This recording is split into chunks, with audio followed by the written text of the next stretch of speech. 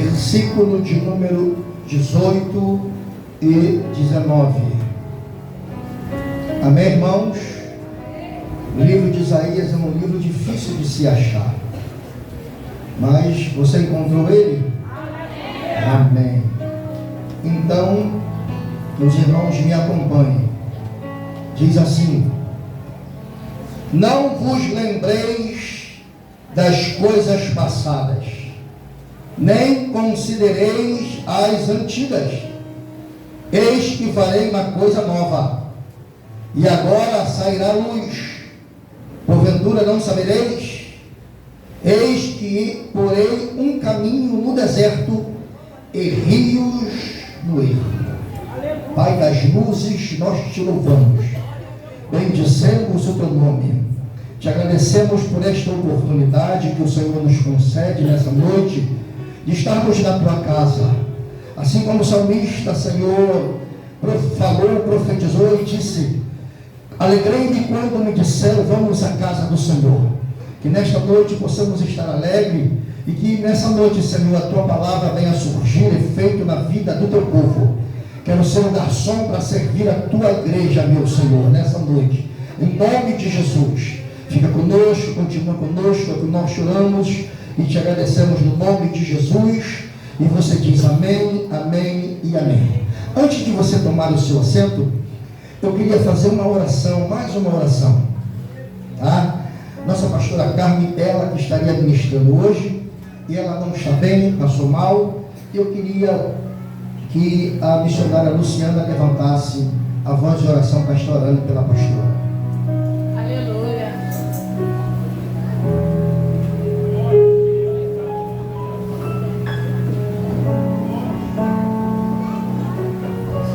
Salve os irmãos, com a paz do Senhor, amém? Senhor Jesus, Pai querido, Pai amado, Senhor Jesus da glória, Pai, o Senhor é um Deus daqui, e o Senhor, Pai querido, Pai amado, é um Deus que vai lá. Senhor, a tua filha está em casa, Pai querido, Pai amado, mas o Senhor é um Deus, meu Senhor Jesus, Pai querido, Pai amado, que tem sustentado a tua filha. Senhor Jesus da glória, meu Pai, joga tudo por terra. Senhor Jesus da glória, meu Pai, tudo aquilo, meu Senhor, que o adversário, meu Senhor, acha que conseguiu. Senhor, quebra a lança. Pai querido, Pai amado, todo ano grande inveja. Senhor Jesus, ela é a tua filha, fortalece. Senhor, a saúde da tua filha nessa noite. Pai querido, Pai amado, bota sobre ela, Pai, uma gotinha do teu sangue, Espírito Santo. Renova a saúde, renova as forças. Senhor Jesus, vai lá, Senhor, e abraça a tua filha, Senhor, como só o Senhor. Pai querido, Pai amado, sabe abraçar. Pai querido, invade o lar da tua filha. Espírito Santo, bota na entrada, Senhor, dois anjos de guerra, Senhor, guerreando, Pai querido, Pai amado. Espírito Santo, Pai querido, todos dão nas tuas mãos os filhos, Senhor Jesus da glória, Pai querido, Pai amado. Espírito Santo, ela é tua filha, Senhor Jesus, dá força a ela, dá tua saúde, Pai, sobre ela, meu Senhor, uma gotinha do teu sangue, Pai querido, Pai amado. Espírito Santo, o Senhor é o Deus dela, o Senhor é o Pai que a usa, diferenciada, Pai querido, Pai amado. Espírito Santo, Senhor, a forma que o Senhor fez, Pai querido, a pastora Carmen, o Senhor desfez. Então, meu Senhor,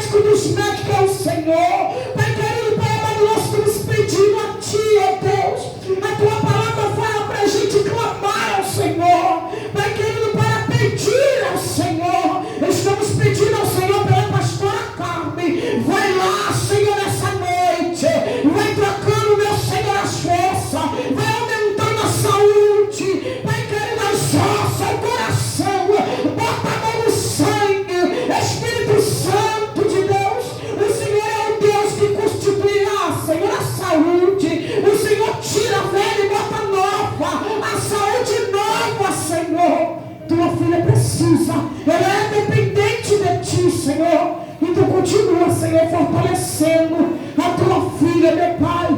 É o que eu te peço, Senhor, em nome de Jesus, meu Pai. Aleluia. Tome o seu assento e dê uma rajada de glória. Aleluia. Irmãos, eu quero aqui, de antemão, agradecer os irmãos que nos ajudaram ontem, comprando, vendendo, doando as quentinhas. Quero que Deus lhe abençoe muito, que as janelas dos céus estejam abertas sobre a sua vida, sobre a sua família, em nome de Jesus. Pois bem, vamos para o conteúdo. Mas quando eu leio o livro do profeta Isaías, a minha alma anseia em voar. O livro do profeta Isaías é um livro sublime. É um livro em que, conhecido por muitos como livro messiânico, um livro que, antes de Jesus nascer, Deus vocifera pelos lábios do profeta Isaías a vinda do Messias. E se não me falha a memória, no capítulo 9, no versículo de número 6, ele começa dizendo assim: o menino vos nasceu, e um filho se vos deu, e o seu nome será Maravilhoso, Conselheiro, Deus Forte, Pai da Eternidade e Príncipe da Paz. O livro do profeta Isaías é um livro que ele fala do nome, do ministério e do sofrimento de Jesus, que é Isaías 53, que todos olhavam para ele e não via formosura, foi levada como ovelha muda para o matadouro, e o castigo que nos traz a paz estava sobre os seus ombros. O que a minha alma fica nela em voar é que 700 a 750 anos atrás, o profeta Isaías vocifera isso, irmãos. Deus usa o profeta na terra para profetizar a vinda do Messias. Ainda existe um profeta verdadeiro na terra. Aleluia. Lendo o livro do profeta Isaías, eu começo a entender que ele tem 66 capítulos. E a nossa Bíblia, ela tem 66 livros. O livro de Isaías, ele é separado em dois. Do capítulo 1 ao capítulo 39. Do capítulo 40 ao capítulo 66. Quando eu olho o livro do profeta Isaías, essas duas divisões, isso me faz lembrar do Antigo e do Novo Testamento. O Antigo Testamento, ele tem 39 livros, e o Novo Testamento, ele tem 27 livros.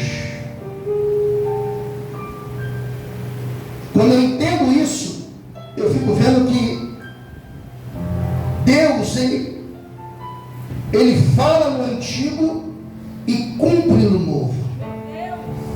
Se você observar, quando você entrou na igreja, você viu 3 maquetes lá fora. Foram os nossos irmãos, os nossos alunos daqui do seminário Terra do Avivamento, que fizeram uma maquete. Os 3 grupos, cada um dos grupos fizeram uma maquete de tipologia, da aula de tipologia. E nós frisamos muito a questão do tabernáculo. Todo tabernáculo, todo ele aponta para Cristo. Todo ele. Até a estaca que prende entende a corda que segura a cerca, tem um significado que aponta os pregos que pregaram Jesus na cruz.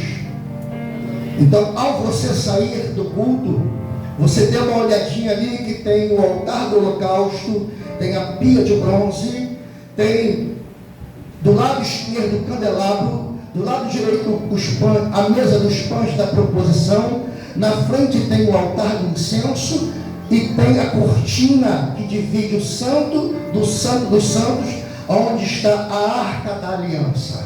Só que hoje em dia não tem mais isso, porque quando Jesus morreu, o véu se rasgou de alto a baixo, e você não precisa de um sumo sacerdote entrar no santo dos santos.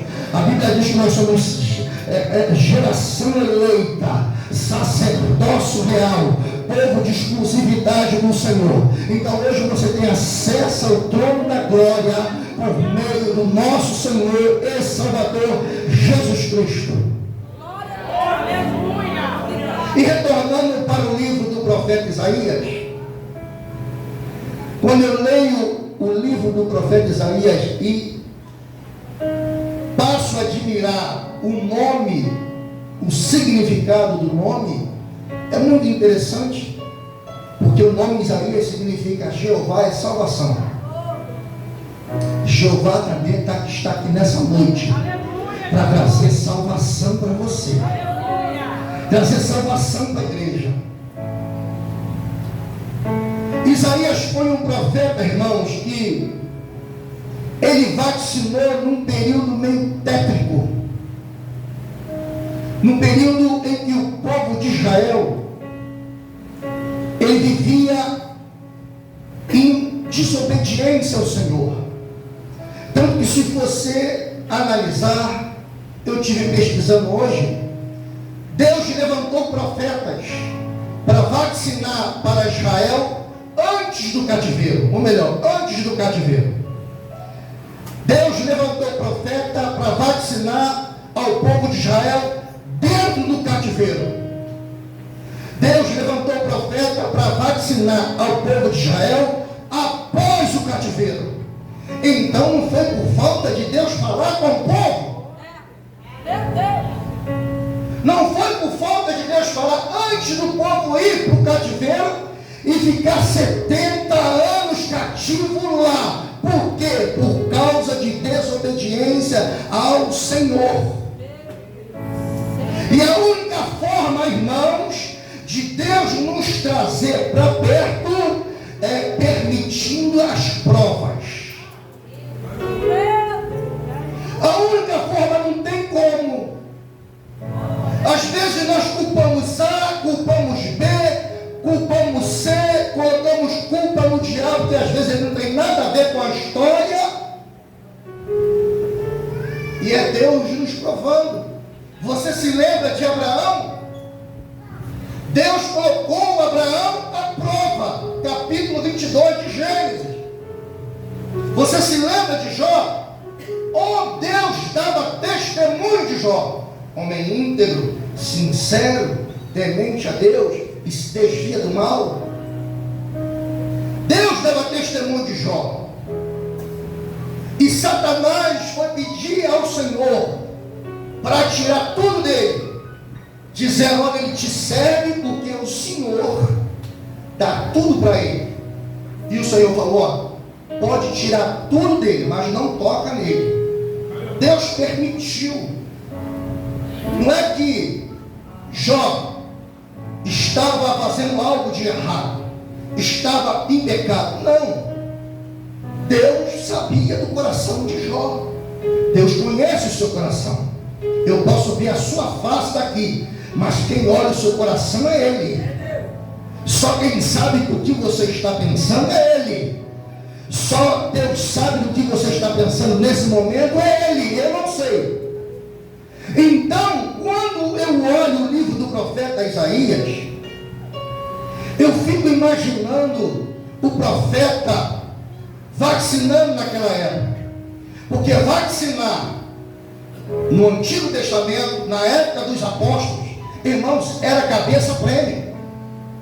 Ser discípulo naquela época, ser um profeta do Senhor, era ter a cabeça a prêmio. Ela pediu para morrer. Se você olhar a história, a biografia do livro do profeta Isaías, você vai ver que ele foi cerrado ao meio pelo rei Manassés. Olha a tamanha responsabilidade de um profeta vacinar naquela época. Por que ele foi cerrado ao meio? Porque ele não negou ao Senhor e ele sabia no Deus que ele cria. E aí, pastor? Como é que ele vivia? No Mar de Rosa? Não. Da mesma forma que você vive hoje, as épocas são diferentes. Mas da mesma forma que você é perseguido, ele também foi perseguido. Da mesma forma que você é perseguido, João foi perseguido. Foi jogado num caldeirão de óleo fervendo. Mas nem por isso ele deixou de crer naquele que o chamou. O que nós precisamos hoje em dia é entender a nossa chamada e quem nos chamou para a obra. Porque quando o Senhor nos chama para uma obra, Ele nos capacita. Fala para o teu irmão que está do seu lado, Ele te capacita. Ele capacita você mesmo, você pensando que você não é nada. É você mesmo que Ele quer usar. Aleluia. Nesse inteirinho, irmãos, no capítulo 43, Deus começa aqui a animar o povo, porque o povo estava desanimado. E o texto de Isaías fala de uma promessa de restauração da vida de todos, porque o sofrimento causado pelos babilônicos deixaram eles desanimados. Os 70 anos de cativo deixaram o povo desanimado. Se lembra do Salmo 137? Que eles estavam cativos, e chega um e fala assim: canta para nós, canta para nós um dos hinos que vocês cantam lá em Sião. Ele: não, nós não podemos, porque nós não estamos lá. Eles tinham pendurado as suas harpas nos salgueiros e não queriam cantar porque estavam desanimados. A palavra desanimado, ela significa desestimulado, está fraco, não consegue se levantar. Quando nós lemos esse versículo de 43:18, não vos lembrei das coisas passadas, nem as considereis as antigas.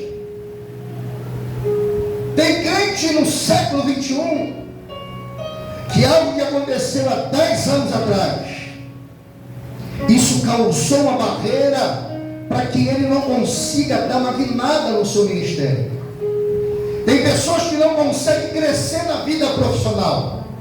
Tem pessoas que não conseguem crescer na vida sentimental. Não conseguem, porque algo aconteceu atrás. Tem pessoas que têm traumas e hoje, quando estão perto de acontecer algo na sua vida, se lembra daquilo que passou lá atrás e a pessoa trava. A pessoa fica estagnada, fica engessada. A pessoa não consegue olhar para frente. E todas as vezes que olha para trás, e quem olha para trás, quem pensa nas coisas do passado, começa a ficar depressivo, começa a ficar com depressão, se isola, não quer conversa com ninguém. Você liga e pergunta: como é que você está? Eu estou bem, mas não sai do quarto. Isso é síndrome de depressão. É um dos sintomas da depressão. Então, quando eu leio o livro do profeta Isaías 43, Deus começa a animar o povo. Observe que o povo estava tão desanimado que Deus começa a falar com eles assim no versículo 2: quando passares pelas águas, estarei contigo, e quando pelos rios, eles não te submergirão. Quando passares pelo fogo, não te queimarás, nem a chama arderá em ti. O Senhor estava dizendo para eles: eu estou com vocês. Mesmo vocês desanimados de todo o tempo que passaram no cativeiro, mas eu estou com vocês, porque eu permiti vocês passarem, para que vocês aprendam, para que vocês cresçam. Irmãos, nós só crescemos no Senhor quando nós passamos pelo deserto. Ninguém cresce sem passar pelo deserto. Israel, quando saiu do Egito, tinha um caminho mais próximo para chegar até Nova Canaã, mas o Senhor permitiu que eles passassem pelo deserto para aprender na escola do deserto. Porque mesmo eles passando na escola do deserto, quando chega diante do Mar Vermelho, eles começam a reclamar, porque eles olham para trás. Presta atenção, eles olham para trás e vê os egípcios vindo contra ele. À frente o Mar Vermelho, não tinha para onde correr. E a única coisa que eles dizem para Moisés é: nos tiraste do Egito para que nós morrêssemos aqui. Lá havia cebola, lá havia pepino, lá havia alho. Queriam voltar para lá. E Moisés ora ao Senhor. Moisés ora ao Senhor e Deus fala: o que tu tem na mão, Moisés? E ele diz: eu tenho uma vara. Ele falou assim: então toca nas águas. Toca nas águas. Vara, cajado, aleluia. Na mão de Moisés é só um cajado, é só uma vara. Mas quando Deus dá uma ordem, é poder de Deus. Aleluia. Quando ele toca nas águas, o mar, ele não abre daqui para lá, ele abre de lá para cá. Diz que veio um vento oriental. O vento oriental no original significa um vento quente, que abriu o Mar Vermelho de lá para cá. Porque o povo de Israel, se passasse pelo mar e não tivesse seco, eles atolariam, eles ficariam atolados, não conseguiriam passar. Mas o Senhor, pela sua presciência e sabedoria, ele manda um vento forte, oriental, quente. E quando o vento começa a abrir o caminho para que Israel passasse, ele já vinha secando todo o Mar Vermelho, para quando Israel colocasse o pé, conseguisse chegar do outro lado. E quando Israel chegou do outro lado, aleluia, Miriam tirou dentro de uma sacolinha um pandeirinho e começou a tocar e dizer: só o Senhor é Deus. E quase 3 milhões de pessoas cantaram: só o Senhor é Deus, só o Senhor é Deus,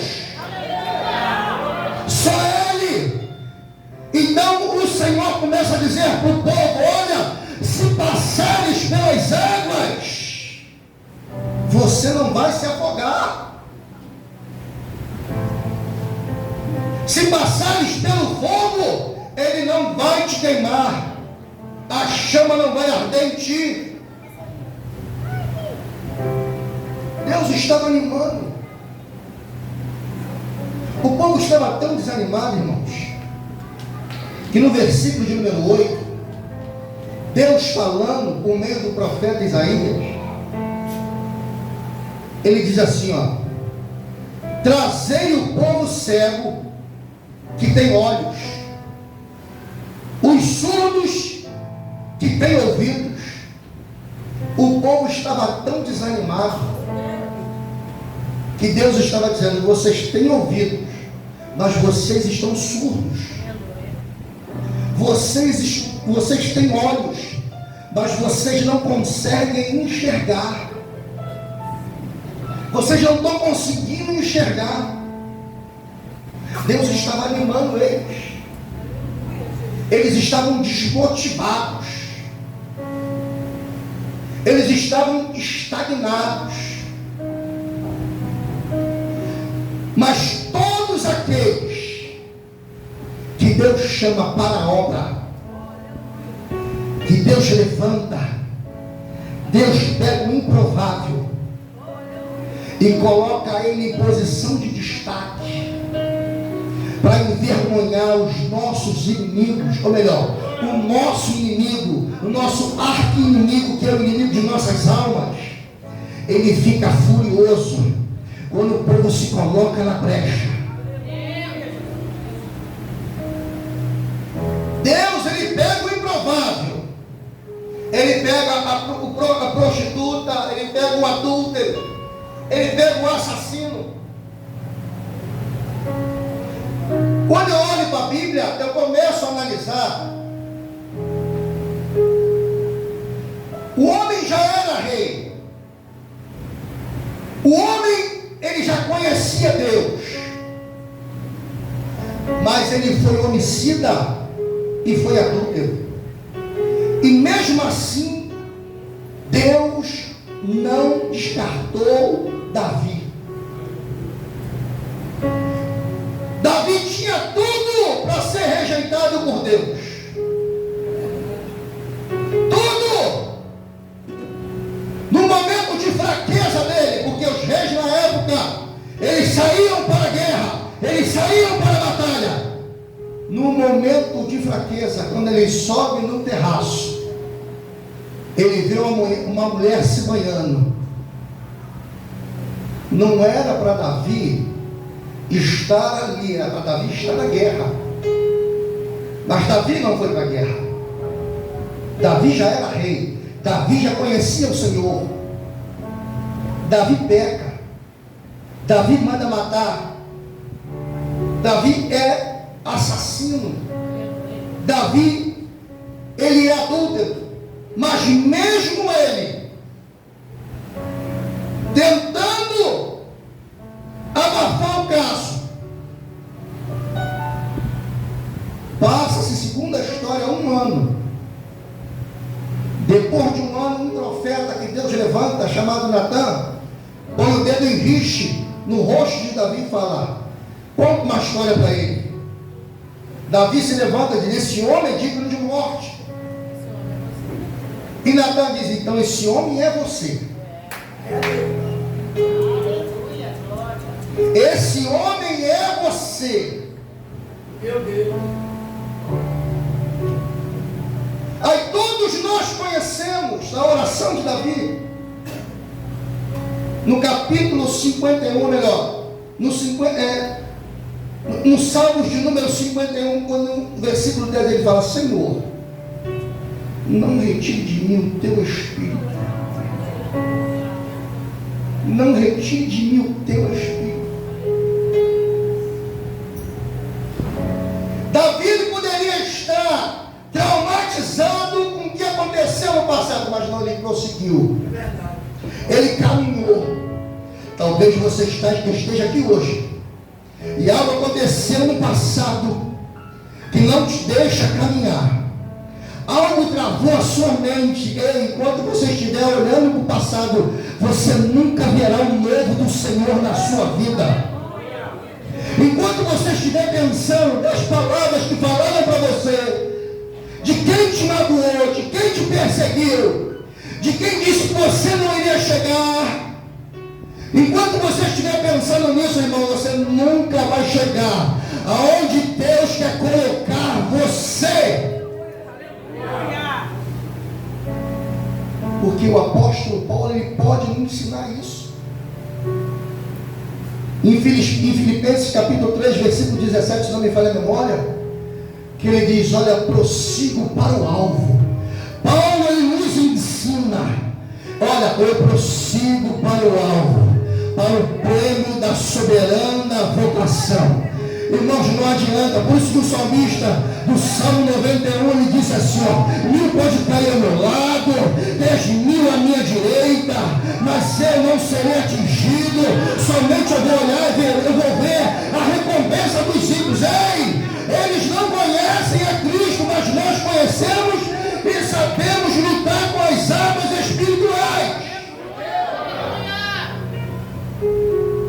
O apóstolo Paulo, uma certa feita, ele falou para a igreja de Corinto: olha, as nossas armas, elas não são carnais, mas elas são poderosas em Deus para destruir fortalezas. Aleluia. Se você soubesse o poder que você tem, que o Senhor deu a você, de profetizar, de jejuar, de orar, de ler a palavra, você, irmãos, em nome de Jesus, será profeta por onde você passar. Você ganhará almas para o reino, vai despovoar o reino da terra e povoar o reino dos céus.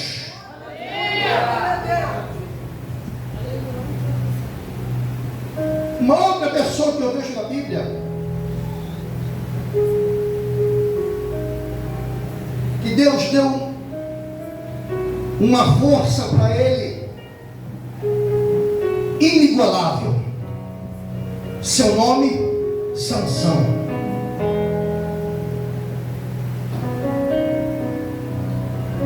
Até que chega um dia que Sansão começa a brincar com tudo aquilo que Deus deu para ele.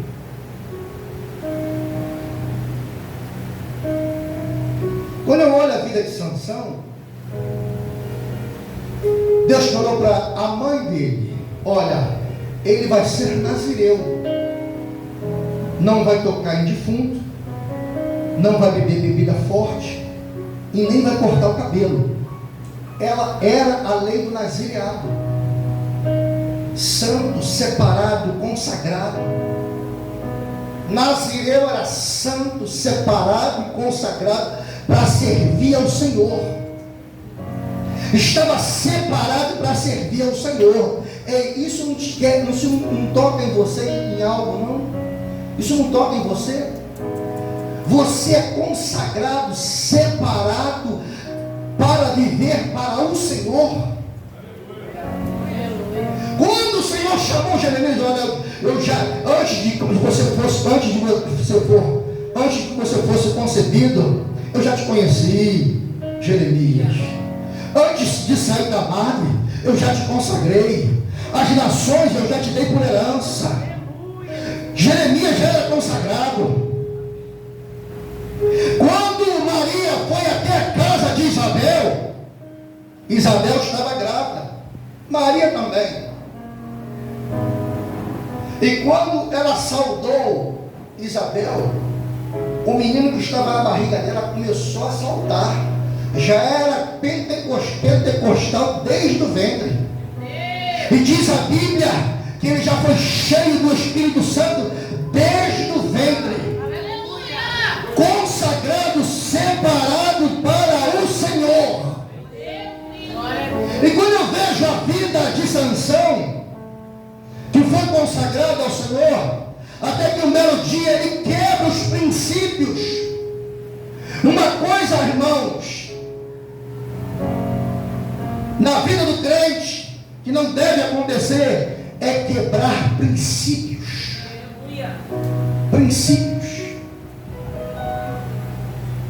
Sansão quebrou princípios. E por quebrar princípios, teve os olhos vazados e foi para a moinha, porque os filisteus estavam comemorando. Dagon nos deu Sansão nas mãos. Sansão era um crente que estava servindo de chacota para o povo inimigo, porque tinha unção de Deus na sua vida. Mas depois que ele desobedeceu, tudo aquilo que Deus tinha dado para ele saiu da vida de Sansão. Há quem diga aí fora que eu não creio nisso, eu creio diferente. Há quem diga aí fora que a unção que você recebe a unção fica, ela não sai. Para mim não fica não. Para mim ela sai. Como que a unção vai estar na vida de uma pessoa que está na barraca? Como que a unção vai estar na vida de uma pessoa que está fumando, que está bebendo? O próprio Sansão te desobedeceu. A Bíblia diz que ele perdeu a unção. O espírito que estava nele saiu dele. E depois, quando ele faz uma oração, dizendo: Senhor, deixa-me vingar pelo menos pelo um dos meus olhos. Ele não sabia, mas o seu cabelo começou a crescer. E diz a Bíblia que o Espírito do Senhor começou a impelir Sansão, começou a se apoderar de Sansão. O Espírito Santo, ele só habita no corpo, na vida de alguém que é santo, na vida de alguém que é obediente. Na vida dos desobedientes ele se afasta. Quando eu olho a vida desse homem, tinha tudo para ter um ministério abençoado, mas diz a Bíblia que foi mais os que ele matou na sua morte do que em vida. Então, quando eu olho para a vida desse homem, um homem que olha para o passado, que quando ele entra na cidade de Gaza, ele arranca os portões, um homem que tinha uma força inigualável, me ajuda aí, inigualável, para terminar desse jeito. Tem muitas pessoas que dizem: Senhor, me dá unção, me dá graça. Para que você quer unção? Para que você quer graça? Para quê? Para que você quer poder? Para quê? Para ficar dentro de casa, dentro da igreja? Não. Atos 1:8 é para receber unção, para sair. É para sair. Não é para ficar dentro da igreja. Aqui é o quartel-general. O quartel-general é aqui. Mas você precisa sair para cumprir a missão que lhe foi dada. A missão que nos foi dada é: ide por todo mundo, pregar o evangelho a toda criatura. Quem for batizado será salvo, quem não for já está condenado. E o povo daquela época não entendia isso. Deus queria animar o povo, mas o povo não entendia. Ele dizia: vocês têm ouvido, mas vocês não estão ouvindo. Vocês têm olhos, mas vocês não estão vendo. Quando quem diz assim: acorda, povo, acorda. Irmãos, o que me chama a atenção aqui, que era o próprio Deus usando o profeta para dizer para o povo: acorda, abre os olhos, ouça a voz do Senhor, caminha. O que você mais ouve no século 21 hoje, quando conversa com alguém: estou desanimado, estou desanimado. A única a palavra que você ouve mais do século 21 é: estou desanimado. Desanimado. Que tanto desânimo é esse, irmãos? Você sabe por que o desânimo vem? Porque não está em comunhão. Você sabe por que o desânimo vem? Porque você deixa de congregar. Sabe o que fala a palavra? Hebreus capítulo 10, versículo 25: não deixando a vossa congregação, como é costume de muitos. O autor aos Hebreus está falando que muitos deixam a congregação, estão deixando de servir, estão deixando de fazer, estão deixando de ouvir Deus.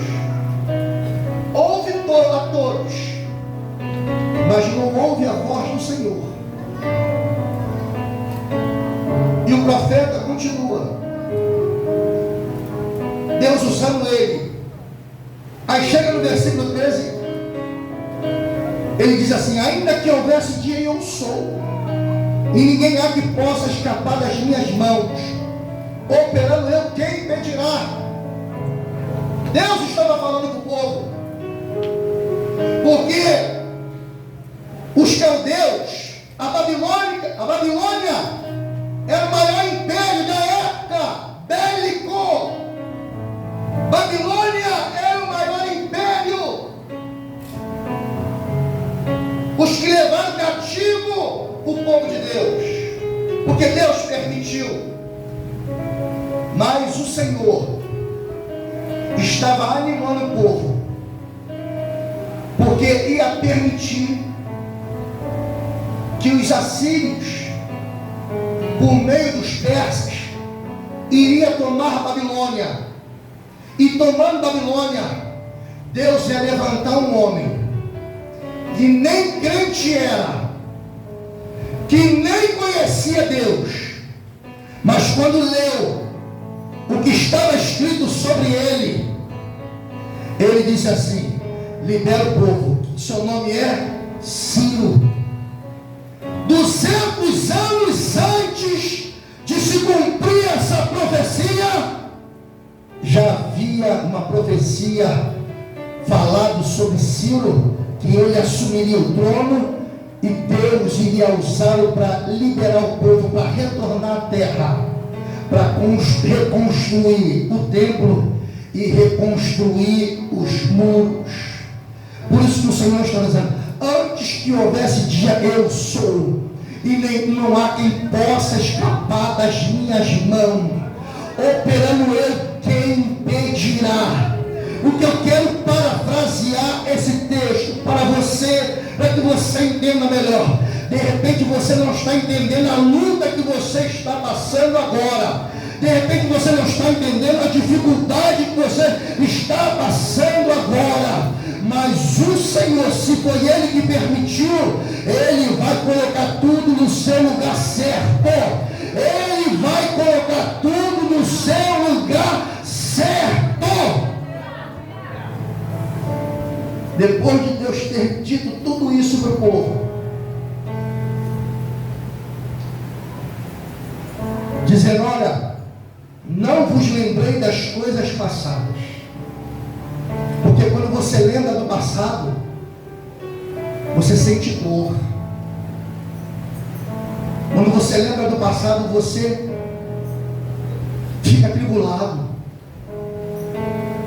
Quando você lembra do passado, você fica triste. Quer ver uma coisa? Vem as festas de fim de ano.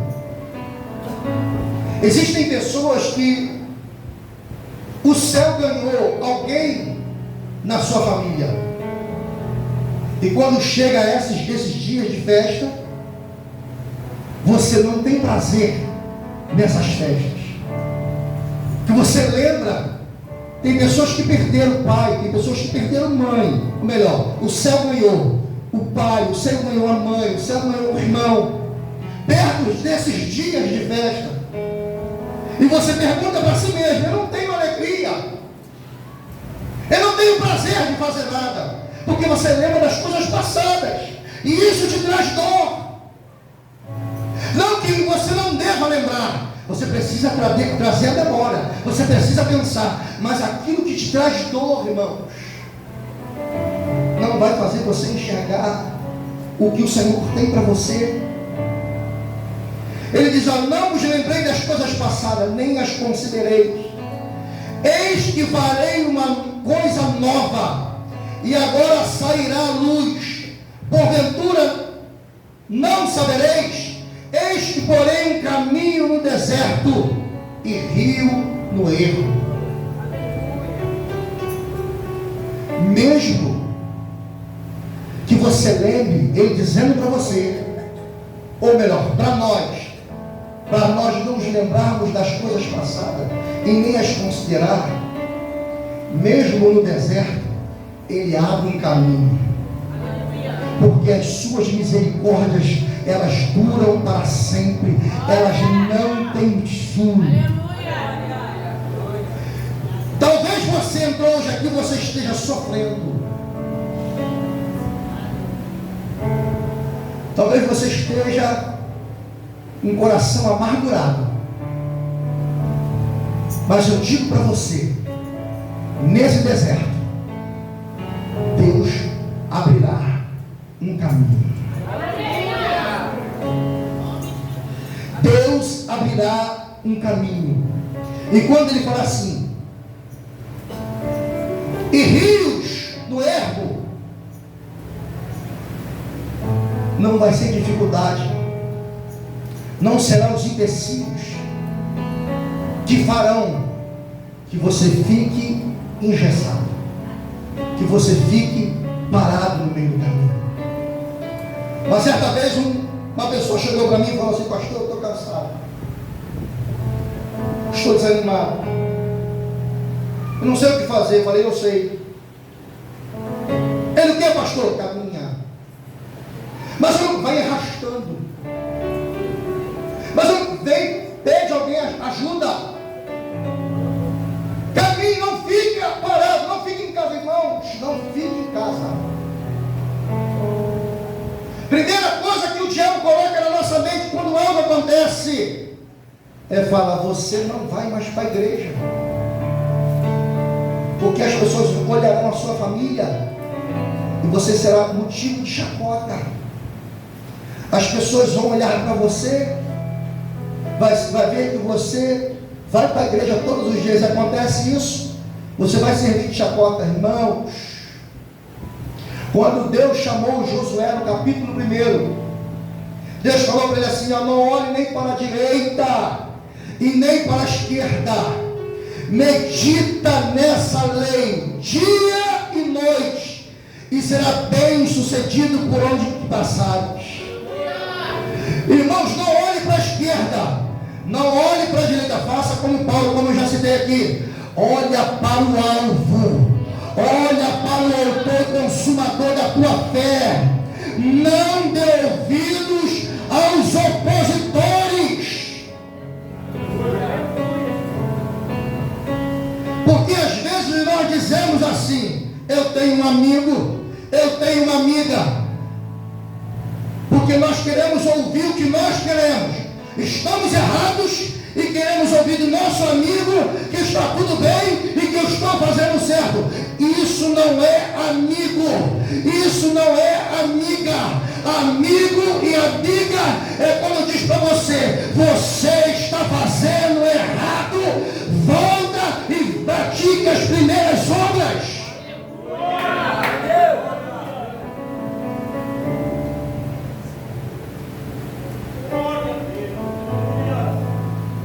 É porque nós ficamos com medo de perder a pessoa que massageia o nosso ego.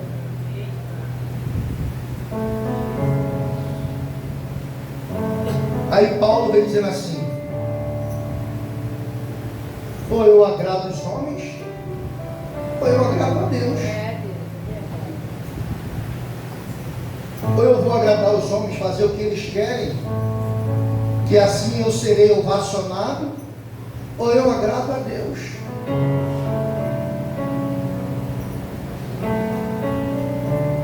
Disseram para Tiago, ou melhor, disseram para João: para de falar isso,